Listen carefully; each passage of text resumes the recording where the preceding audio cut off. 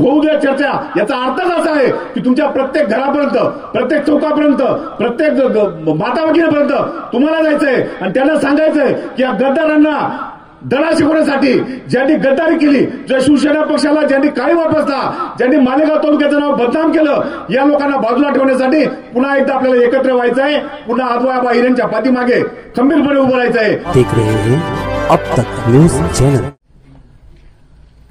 होऊ द्या चर्चा हा कार्यक्रम तुमच्या आमच्या सर्वांचा भवितव्याचा विचार करून आदरणीय शिवसेना पक्षाचे नेते, माजी उपमुख्यमंत्री आणि ज्यांचा माजी हा शब्द आपल्या तुमच्या आमच्या सर्वांच्या आशीर्वादाने काढायचा आहे आणि या महाराष्ट्र राज्याचे भावी मुख्यमंत्री ज्यांना आपल्याला बनवायचं असे उद्धवजी बाळासाहेब ठाकरे यांच्या आदेशाने तुमच्या प्रत्येकापर्यंत पोहोचण्याचा प्रत्येक शिवसैनिकाचा प्रयत्न आहे. हा प्रयत्न याच्यासाठी आहे, साधारण 10 ते 20 वर्ष झाले. 20 वर्षापूर्वी साधारण गुजरातच्या मुख्यमंत्री पदावर आपल्या भारताचे जे आज पंतप्रधान आहे मोदी साहेब हे मुख्यमंत्री म्हणून काम पाहत होते आणि मुख्यमंत्री म्हणून काम पाहत असताना फार कमी लोकांकडे त्यावेळेस मोबाईल होता. त्यावेळेस टीव्ही प्रत्येकाच्या घरात होता, पण तो दूरदर्शनचं एक चॅनल चालायचं आणि त्या दूरदर्शनचं चॅनल नंतर बाकीचे चॅनल काय आलेले नव्हते. मीडिया एवढा प्रगत झालेला नव्हता. पण 20 वर्षानंतर परिस्थिती फार झपाट्याने बदलली. हा भारत देश मध्ये क्रांती झाली. फार कमी जे मोठ्या प्रमाणात श्रीमंत लोक असतील त्यांच्याप्रमाणात मोबाईल वापरला जायचा. तुमच्या ज्या छत्र्या घरोघरी टीव्हीच्या दिसत आहेत, ज्याच्यावर फक्त दूरदर्शन दिसायचं, त्यावेळेस अँटिना होता आणि त्यावेळेस दूरदर्शन दिसायचं. पण नंतर छत्र्या केव्हा आल्या आणि अनेक चॅनल तुमचे चालायला लागले. त्यावेळेस जर महाराष्ट्रात एखादी घटना घडली तर ती घटना वृत्तपत्रांच्या माध्यमातून फार उशिराने आपल्यापर्यंत यायची आणि ती घटना घडल्यानंतर 4 ते 5 दिवसानंतर तुम्ही ती घटना वाचायची. देशात काय चाललंय हे तुमच्यापर्यंत पोहोचायला फार वेळ लागायचा. ज्या ज्या भागात जे जे राजकारणी समाजकारणी चालले होते तो भाग त्या काळात पुढे गेला आणि ज्या भागामध्ये समाजकारणी राजकारणी त्या भागाचा विचार करणारे नव्हते, ते अद्ययावत नव्हते, त्या वेळेचा तो भाग मागे पडत गेला. आणि गुजरातचे मुख्यमंत्री त्यावेळेस मोदी साहेब होते. सोशल मीडियाची उत्क्रांती झाली. तुमच्या प्रत्येकाच्या खिशामध्ये मोबाईल आला. मोबाईल आल्यानंतर मोबाईलमध्ये तुम्ही सर्व खेळायला लागले.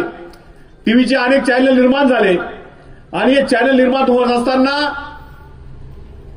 ज्या भारत देशावर स्वातंत्र्य मिळाल्यानंतर काँग्रेस पक्षाने सर्वात जास्त राज्य केलं, त्या काँग्रेस पक्षाने तुमच्या आमच्या प्रत्येकाच्या पर्यंत प्राथमिक शिक्षण आणलं. जेव्हा काँग्रेस पक्षाच्या माध्यमातून तुमच्या आमच्या प्रत्येकाच्या घरापर्यंत नळाचं पाणी आलं, जेव्हा काँग्रेस पक्षाच्या माध्यमातून अनेक धर्म निर्माण झाली, जेव्हा काँग्रेस पक्षाच्या माध्यमातून तुमच्यापर्यंत जमिनी आल्या, जेव्हा काँग्रेस पक्षाच्या माध्यमातून तुम्हाला घर निर्माण करता आलं, जेव्हा काँग्रेस पक्षाच्या माध्यमातून तुमच्या प्रत्येकाच्या गावाला जोडणारे सडक निर्माण झाले, जेव्हा काँग्रेस पक्षाच्या माध्यमातून राज्य करणाऱ्या पक्षाच्या माध्यमातून तुमच्या प्रत्येकाच्या प्राथमिक आरोग्य केंद्र निर्माण झाले, हे सर्व निर्माण केलेलं खोटं आहे असा प्रचार सोशल मीडियाच्या माध्यमातून तुमच्या प्रत्येकापर्यंत पोहोचला आणि हा प्रचार खरा वाटला. हा प्रचार खरा वाटला असताना मोदी साहेब गुजरातमध्ये काहीतरी वेगळं करतायत आणि मोदी साहेब जर या भारताचे पंतप्रधान झाले तर तुमच्या आमच्या प्रत्येकाचं जीवनमान उंचावेल. काँग्रेस पक्षाच्या माध्यमातून जो विकास झालाय हा विकास काहीच नाही, याच्यापेक्षा 10 पट विकास तुमच्या प्रत्येकाच्या जीवनामध्ये येईल. तुमच्या प्रत्येकाला वाटलं की मोदी साहेब जेव्हा बोलायचे की मैं ये भारत देश का सुपुत्र हूं, मुझे मालूम है कि ये किसान खेती में क्या करता है, मुझे मालूम है तुम्हारा प्याज मैंने खाया है, ये प्याज को क्या करना पड़ता है मुझे मालूम है. भाई और बहनों ये सही आहे की नाही, काँग्रेस पक्षाने आपको न्याय दिया है की नाही, हे मोदी साहेबांचे वाक्य होते आणि ते मोदी साहेबांचे वाक्य तुमच्या घरामध्ये तुमच्या हृदयापर्यंत पोहोचले. तुम्हाला वाटलं की आपला विचार करणारा कोणीतरी एक मसीहा तयार झालेला आहे आणि त्या मसीहाच्या मागे आम्हाला सर्वांना जायचं आहे. तुम्हाला वाटलं की आपण जे शेतीमध्ये पिकवतो याला कुठेतरी 1.5 भाव मिळेल तुम्ही जो कांदा पिकवताय त्याला जर एकरी 50,000 खर्च येत असेल तर याचा 1.5 उत्पन्न किती झालं पाहिजे, तर 1.5 लाख रुपये उत्पन्न आपल्याला मिळेल आणि सरकार आपल्या घरात आणून देईल हे तुम्हाला प्रत्येकाला वाटलं. कापूस पिकवायला जर एकरी 12 क्विंटल कापूस असेल, 15 क्विंटल कापूस येत असेल, हा 15 क्विंटल कापूस पिकवण्यासाठी आपल्याला जर 80,000 खर्च येत असेल तर याच्या 1.5 2,40,000 रुपये आपल्या घरामध्ये पडतील हे तुम्हाला प्रत्येकाला वाटलं होतं. जर आपला कापूस जो पिकवतो त्याला जर उद्योगधंदे तयार झाले, या प्रत्येक तालुक्यामध्ये जिनिंग मिल तयार झाली, कारण मोदी साहेब म्हणे जो आप कमाते हो, जो आप उपजत करते हो, जो आप किसान, जो भी जिस तालुके में, जिस जिले में जो किसान पैदा करता है उसके बाय प्रोडक्ट हम तयार करेंगे, आपका माल वही बिकेगा. हे मोदी साहेबांचे वाक्य तुमच्या आमच्यापर्यंत पोहोचले, तुमच्या मनात घर करून गेले आणि आपण सर्वांनी मोदी साहेबांच्या पाठीमागे खंबीरपणे उभा राहायचा निर्णय घेतला. आज 15 वर्ष झाले, 20 वर्ष झाले, आज परिस्थिती काय? ज्या कांद्याला पहिले 10,000 एकरी खर्च होता त्या कांद्याचा खर्च आज 50,000 एकरी झाला, 60,000 रुपये एकरी झाला.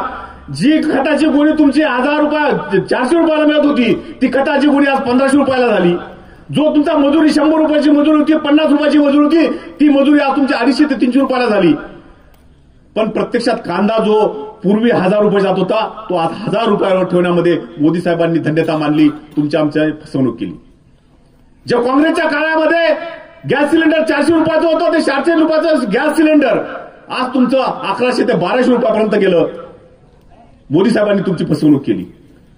ज्यावेळेस मोदी साहेब म्हणे जिस देश का डॉलर गिरता है उस देश की अर्थव्यवस्था कोलॅप्स होती है, तुम्हाला डॉलर ऊपर जाना चाहिए, त्यावेळेस डॉलरची किंमत होती 60 रुपये, आजची डॉलरची किंमत 80 रुपयापर्यंत पोहोचली. हे मोदी साहेबांनी आपल्याला बोलवलं खोटं होतं. त्यावेळेस मोदी साहेबांनी आपल्याला सांगितलं आपके देश में डिझेल की किंमत क्या है, त्यावेळेस 60 रुपये होती, त्यावेळेस ती आपल्याला जास्त वाटत होती. पेट्रोल की किंमत क्या है, आपण खालून सर्व आढळलं 80 रुपये. आज परिस्थिती काय? पेट्रोल 100 पार गेलं, डिझेल 100 पार गेलं. फसवणूक केली मोदी साहेबांनी केली. म्हणजे तुमचा प्रत्येक शब्द जर मोदी साहेबांनी खोटा ठरवला असेल तर मोदी साहेबांच्या पाठीमागे राहायचं की नाही हा पहिला विचार तुम्हाला प्रत्येकालाच करावा लागेल. हे करत असताना ही चर्चा तुम्हाला प्रत्येक चौकात घडवावं लागेल.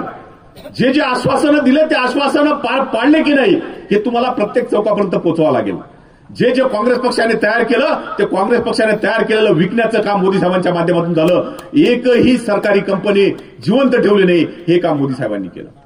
मोदी साहेबांबरोबर राज्य करणारे कोण होते? या सर्वांना बाजूला ठेवण्याची नैतिक जबाबदारी आपली सर्वांची आहे. आज उद्धव बाळासाहेब ठाकरे हे पहिले व्यक्ती होते की जसं आम्ही आज बोलत होतो की मोदी साहेब पाहिजे तसं उद्धव बाळासाहेब ठाकरे सुद्धा म्हणायचे की मोदी साहेब पाहिजे, कारण त्यांना अपेक्षा होती की मोदी साहेब काहीतरी वेगळं करतील. पण पहिली फसवणूक केली त्यांनी. उद्धव बाळासाहेब ठाकरेंनी पहिल्यांदा लक्षात घेतलं की हा माणूस आपल्या लोकांना फसवतोय, आपल्या देशाला फसवतोय, आपल्या शेतकऱ्याला फसवतोय, आपल्या मजुराला फसवतोय. याच्यापासून आपण लांब गेलं पाहिजे. आणि म्हणून पहिल्यांदा जर कोणी भारतामध्ये सत्तेपासून बाजूला झाला असेल तर उद्धव बाळासाहेब ठाकरे एक प्रामाणिक मनुष्य बाजूला झाला. जर हा असा प्रामाणिक मनुष्य जर बाजूला झाला असेल तर त्याच्या मागे खंबीरपणे उभं राहायची नैतिक जबाबदारी आपली सर्वांची पाहिजे. आणि ती नैतिक जबाबदारी जर पहिल्यांदा कोणी पार पाडली असेल तर शिवसेनेमधनं जेव्हा 40 लोक फुटले, जेव्हा गद्दार फुटले, त्यावेळेस प्रत्येक जण या शिवसेनेमधनं बाहेर पडत होता. प्रत्येकाला भीती वाटत होती की शिवसेना हा पक्ष संपला आणि शिवसेना हा पक्ष जर संपला असेल तर याच्यामध्ये राहायमध्ये काही मजा नाही. त्यावेळेस या मालेगाव तालुक्यातील कैलासवासी भाऊसाहेब हिरेंचा पंतू तयार झाला आणि आदवय आबा हिरे ज्याने एका बाजूला ज्या भारतीय जनता पक्षाची सत्ता महाराष्ट्रात होती, ज्या भारतीय जनता पक्षाची सत्ता केंद्रामध्ये होती, ज्या भारतीय जनता पक्षामध्ये आदवय आबा हिरेंचा शब्द प्रमाण मानला जात होता, ज्या भारतीय जनता पक्षामध्ये जेही तिकीट द्यायचं मालेगाव तालुक्यात ते आदवय आबा तुम्ही ठरवा अशी अथॉरिटी होती, त्या आदवय आबा हिरेंनी या भारतीय जनता पक्षाला लाथ मारली आणि उद्धव बाळासाहेब ठाकरे यांच्या पाठीमागे उभे राहिले आणि त्यांना सांगितलं की जर भारतात एखादा नेता जर एखाद्या पक्षाविषयी जो चुकीचा असेल, जो मोदी साहेब चुकीचे असतील आणि त्यांच्या पक्षाविषयी चुकीची भावना घेऊन जर हा उद्धव बाळासाहेब ठाकरे त्यांच्या विरोधात जात असेल तर उत्तर महाराष्ट्रातून पहिला मनुष्य म्हणून मी आदवय हिरे यांनी पर्यंत पाठिंबा दिला आणि उद्धव बाळासाहेब ठाकरे यांच्या पाठीमागे खंबीरपणे उभं राहायचा ठाम निर्णय घेतला. आणि त्यांनी निर्णय घेतल्यानंतर पहिलं आमंत्रण त्यांनी मालेगावला दिलं. मालेगावला भव्य अशी सभा झाली आणि त्या सभेमध्ये आज 1 ते 1.5 लाख लोक आले. हे 1 ते 1.5 लाख लोक आल्यानंतर उद्धव बाळासाहेब ठाकरेंना वाटलं की आबा हिरे आणि मालेगाव तालुक्यापर्यंत मर्यादित ठेवून चालणार नाही, तर उत्तर महाराष्ट्राचं नेतृत्व या युवकांवर दिलं तर निश्चितच एक मोठी लाट हा युवक या पूर्ण उत्तर महाराष्ट्रात निर्माण करेल. आणि त्यामुळे उपनेतापद हे तुमच्या सर्वांच्या आशीर्वादाने आज आबा हिरेंना मिळालं. हे पद जर तुम्हाला टिकवायचं असेल, या पदाचा सन्मान जर तुम्हाला ठेवायचा असेल, तर तुम्हाला प्रत्येक शिवसैनिकाला आतापासून कामाला लागायचं आहे. आणि होऊ द्या चर्चा, याचा अर्थच असा आहे की तुमच्या प्रत्येक घरापर्यंत, प्रत्येक चौकापर्यंत, प्रत्येक माताभगिनीपर्यंत तुम्हाला जायचंय आणि त्यांना सांगायचंय की या गद्दारांना धडा शिकवण्यासाठी ज्यांनी गद्दारी केली, ज्या शिवसेना पक्षाला ज्यांनी काळी वापसला, ज्यांनी मालेगाव तालुक्याचं नाव बदनाम केलं, या लोकांना बाजूला ठेवण्यासाठी पुन्हा एकदा आपल्याला एकत्र व्हायचं आहे. पुन्हा आबा हिरेंच्या पाठीमागे खंबीरपणे उभं राहायचं आहे.